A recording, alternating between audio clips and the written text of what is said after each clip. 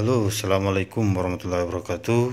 Selamat malam sahabat eSmart Pro dimanapun Anda berada. Jadi pada kali ini kita akan coba mengerjakan Oppo A3s dengan permasalahan password ya. Saya akan coba memberitahu langkah-langkah yang harus kita lakukan sebelum mengerjakan membuka pola Oppo A3s. Oke, yang pertama yang kita harus lakukan adalah mengecek versi dengan cara memasukkan bintang pagar 899 pagar dengan masuk ke engineering mode dan software versi. Kita akan di sini kita bisa lihat CPH 1803EX ya. Yang di belakangnya itu adalah versi. Oke, setelah kita tahu, kita turn off handphonenya. Di sini kita akan coba membuka pinnya menggunakan UV box ya. UV box. Pertama-tama kita bongkar semua device-nya.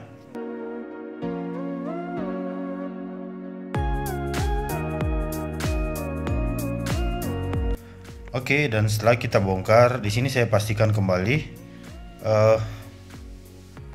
pin dengan cara mereset with data. Apakah bisa? Ternyata di sini tidak bisa karena memang diproteksi oleh password. Oke, dan setelah pasti kita mereset, tidak bisa juga kita nge-with datanya. Nah, di sini kita matikan kembali dan kita akan bongkar semua baut-bautnya. Oke. Oke, dan setelah penutup kalengnya terbuka, di sini kita coba membuka semua konektor atau soket yang terkoneksi ke mesinnya.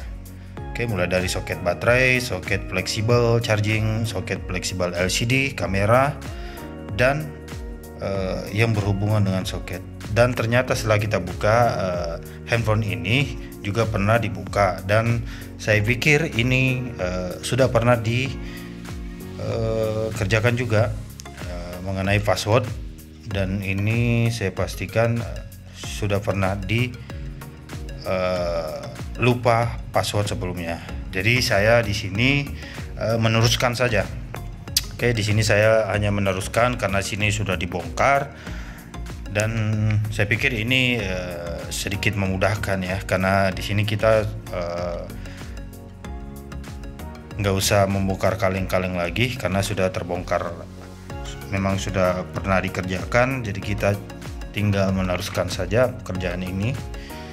Oke,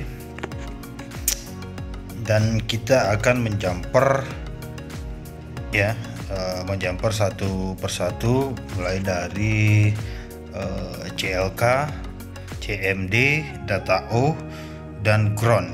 Untuk VCC 1.8 dengan 2.5 2.6 2.8 kita menggunakan USB charging. Oke. Dan ini adalah konektor atau sambungan soket UV yang kita akan coba pakai untuk menyambungkannya ke boxnya agar kita bisa mengakses si device ini. Oke. Dan pertama-tama kita sambungkan terlebih dahulu. Kita sambungkan terlebih dahulu satu persatu. Nah, di sini kita bisa lihat pin yang akan kita sambungkan ke soket UV.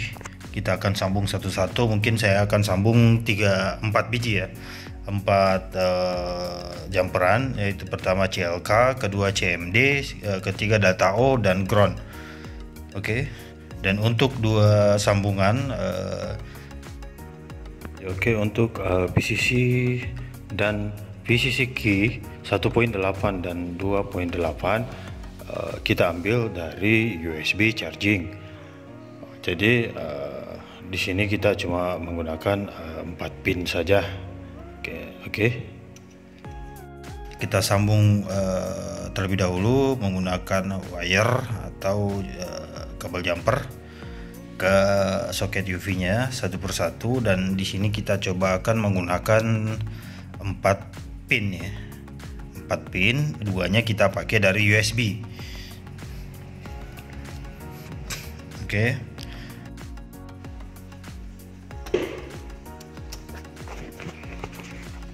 Oke, di sini kita akan coba menjumper 4 jalur. Yang pertama adalah CLK, kedua CMD, yang ketiga data O, yang keempat ground. Nah, untuk 2 jalur yaitu PCC dengan VCC key atau PCC 2.8 dengan VCC key 1.8, kita ambil dari USB charging untuk tegangannya. Oke. Dan di sini kita coba jumper terlebih dahulu data O-nya, kemudian kita jumper CMD, dan berikut CLK. Oke. Dan di sini untuk menjumpernya kebetulan saya menggunakan mikroskop untuk menjumpernya, karena di sini jalurnya agak terlalu kecil ya sebenarnya. Kalau menggunakan mata telanjang bisa sih, cuma agak takutnya meleset. Jadi di sini saya fokus menggunakan mikroskop untuk menjumper pin di mana posisi yang harus kita jumper agar lebih efisien. Takutnya si wire-nya ke sebelah atau nempel ke yang lain. Kalau menggunakan mikroskop, saya pikir bisa terlihat dengan jelas. Oke. Dan di sini kita coba jumper jalur CLK-nya. Kita jumper satu persatu. Dan ini saya pikir memakan waktu, dan kita harus ekstra hati-hati, karena terutama untuk di jalur data O ya.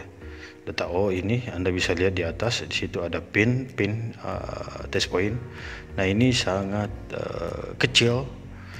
Kalau dilihat dengan mata telanjang itu agak kecil ya, kecil banget kelihatannya. Dan kalau pin data O-nya hilang, otomatis kita harus membongkar eMMC. Jadi harap berhati-hati di sini.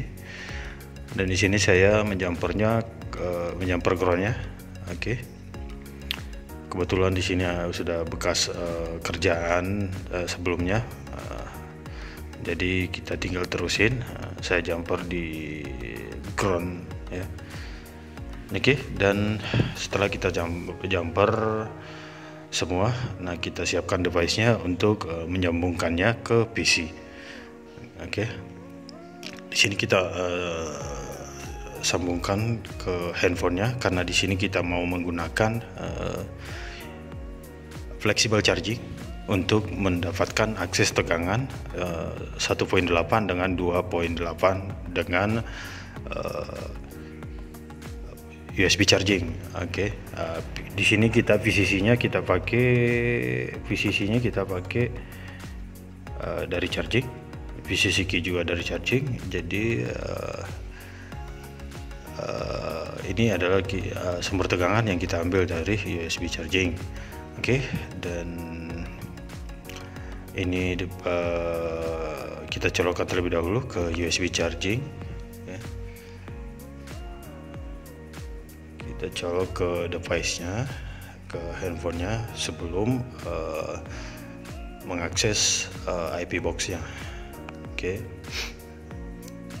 Kita colok terlebih dahulu. Oke, karena di sini kita ambil tegangannya dari USB charging, dan kita coba colok ke IP box. Ini soketnya. Oke, kita masuk ke PC dengan membuka IP box-nya. Di sini kita sudah masuk ke IP box-nya, dan kita pilih direct eMMC atau ISP. Oke. Dan berikutnya kita identifikasi ya, MMC. Oke. Dan Anda bisa lihat di sini MMC-nya sudah terbaca. Oke. Dan kita akan masuk ke user area part ya. User area, dan kita cek di sini. Anda bisa lihat di sini datanya sudah terbaca semuanya. Jadi di sini sebenarnya banyak pilihan di special task ya.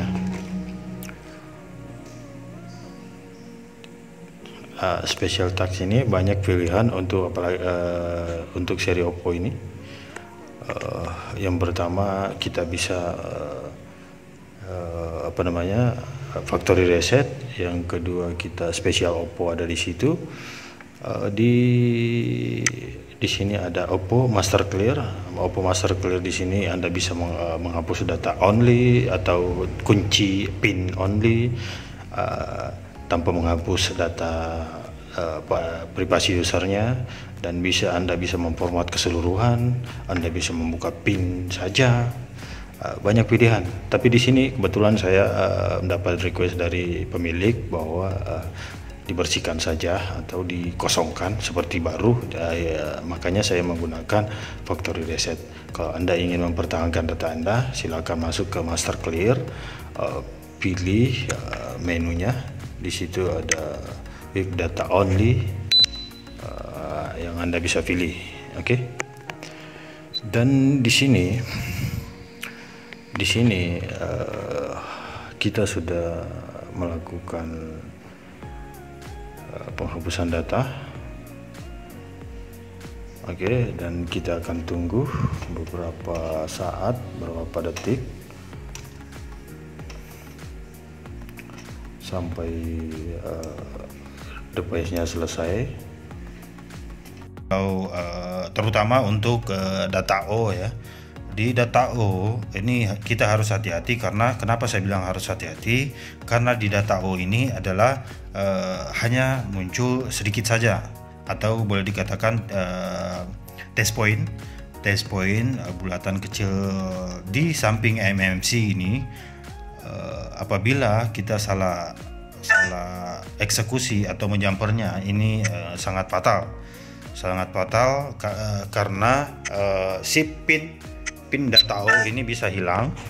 Nah, kalau data O nya hilang, otomatis kita tidak bisa mengakses data O, dan langkah yang harus kita lakukan adalah mengangkat MMC. Jadi di sini harus Anda berhati-hati mengerjakan untuk seri yang direct ini untuk menghapus akun. Yang kedua adalah resikonya pengerjaannya akan merusak mesin ya, merusak kaleng mesin. Nah, sebenarnya ada cara yang sebenarnya agak simple, tapi di sini kita harus mengeluarkan cost ya untuk melakukan flashing dengan cara remote, karena tidak semua teknisi memiliki akun Oppo atau Vivo. Nah, menggunakan jasa remote ini keuntungannya adalah device Anda tidak dibongkar. Yang kedua, simple pengerjaannya. Oke. Dan mungkin tidak memakan waktu begitu lama, dan resikonya juga sedikit. Oke, dan setelah kita reset semua sudah selesai, dan kita di sini device-nya akan mereset device-nya di sini menghapus semua data-data yang ada di Oppo A3s ini. Kita tunggu sebentar karena ini memang memakan waktu, dan jangan panik, ini hanya memproses untuk masuk ke setup. Jadi silakan tunggu sampai masuk setupnya. Dan di sini sudah masuk ke setup, dan kita akan coba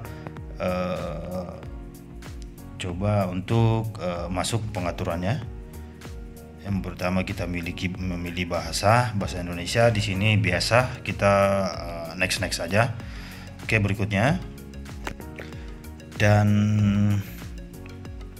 berikutnya kita pilih bahasa Indonesia lagi. Oke, kita pilih bahasa Indonesia lagi dan berikutnya. Dan di sini kita lewati saja karena ini adalah akhirnya kita coba mengkonekkannya ke WiFi terlebih dahulu. Dan setelah connect kita lanjut. Dan di sini akan otomatis terhubung ke Google ya. Memeriksa pembaharuan mungkin perlu waktu 1 atau 2 menit. Jadi di sini kita tunggu kembali untuk memproses device-nya ini untuk masuk ke akun Gmail. Nah, di sini kalau telah bersih biasanya di sebelah kiri itu ada tulisan melewati. Oke, kalau memang masih nyangkut atau Gmailnya masih nyangkut, biasanya melewati atau skip di sebelah kiri itu tidak akan muncul. Dan di sini memeriksa informasi. Dan kalau misalnya informasi masih terdeteksi atau Gmailnya masih terdeteksi, ini otomatis tidak akan bisa kita lewati karena akan nyangkut di Gmail. Tapi biasanya setelah kita erase menggunakan special thanks, biasanya itu bersih ya. Di sini kita lewati. Oke, kita lewati saja karena di sini sudah bersih, makanya kita bisa melewati. Oke, dan di sini kita tinggal next saja sampai device-nya masuk ke menu. Kita lewati. Oke, lanjutkan. Kita setting dengan telepon baru, jadi tanpa aplikasi, tanpa apapun.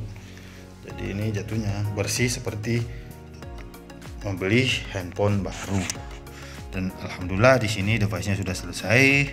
Ikuti terus channel iSmart Pro agar kita bisa berkembang lebih baik lagi, memberikan konten-konten yang bermanfaat untuk teman-teman semuanya. Oke, see you. Assalamualaikum warahmatullahi wabarakatuh.